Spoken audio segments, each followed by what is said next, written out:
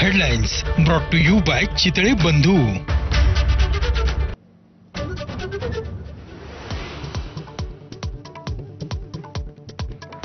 उद्धव ठाकरे हे मुंबईतील लँड स्कॅमचे बादशहा। भाजप नेते आशिष शेलार यांचा हल्लाबोल।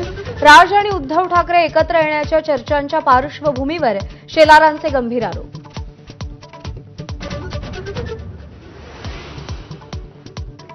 आमच्याकडे 237 आमदार, ज्यांना युतीत राहायचे ते राहतील, अन्यथा बाहेर जातील। नांदेडचे पालकमंत्री अतुल सावेंचा शिवसेना आमदार बाबूराव कदमांना इशारा।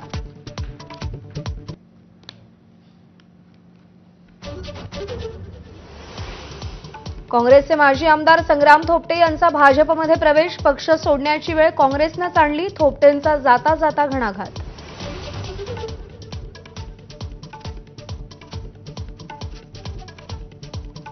राज उद्धव एकत्र येण्याची चर्चा पुढच्या महिन्यातच शक्य।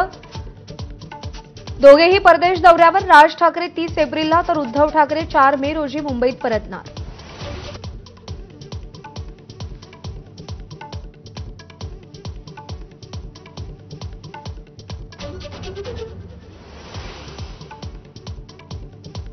विद्याप्रतिष्ठानच्या कार्यक्रमाला शरद पवार आणि खासदार सुनेत्रा पवार एकत्र। युगेंद्र पवारांनी वाढदिवसानिमित्त सुनेत्रा पवारांचे आशीर्वाद घेतले।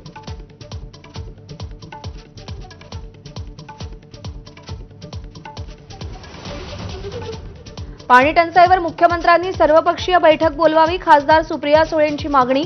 तर उपलब्ध पाणीसाठ्यातून पुरवठा करण्याच्या जिल्हाधिकाऱ्यांना सूचना। उपमुख्यमंत्र्यांची माहिती।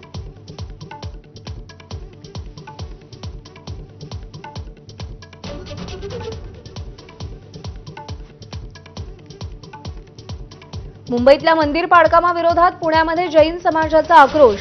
हजारो जैन बांधवांची जिल्हाधिकारी कार्यालयासमोर निदर्शनं।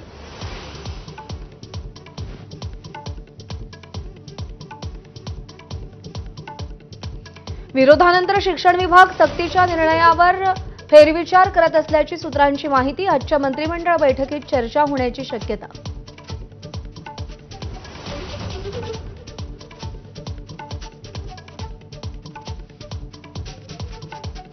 डॉक्टर घैसासांवर गुन्हा दाखल झाल्यानंतर आयएमए आणि हॉस्पिटल बोर्ड ऑफ इंडिया आक्रमक। घैसासांवर कारवाई झाल्यास डॉक्टरांचा राज्यव्यापी आंदोलनाचा इशारा।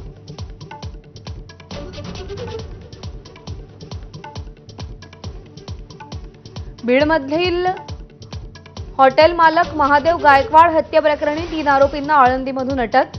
भांडण सोडवायला गेल्यानंतर मारहाण केली होती।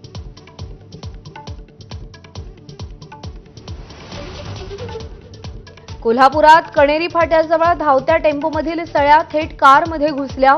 चालक किरकोळ जखमी। अंगावर काटा आणणारी दृश्य कॅमेऱ्यात कैद।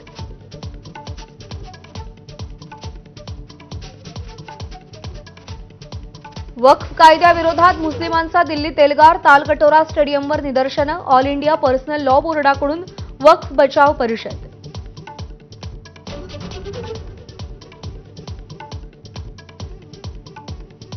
कर्नाटकच्या माजी पोलीस महासंचालक ओमप्रकाश यांच्या हत्या प्रकरणात नवी माहिती समोर।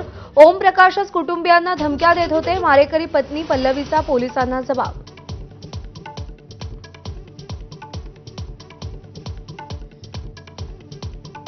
लाखाचा टप्पा ओलांडल्यानंतर सोन्याच्या दरात 1500 रुपयांची वाढ।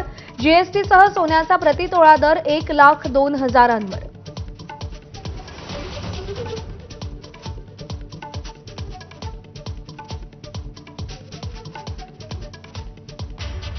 दुपारच्या बातम्यांमध्ये आपल्या सगळ्यांचं स्वागत। नमस्कार।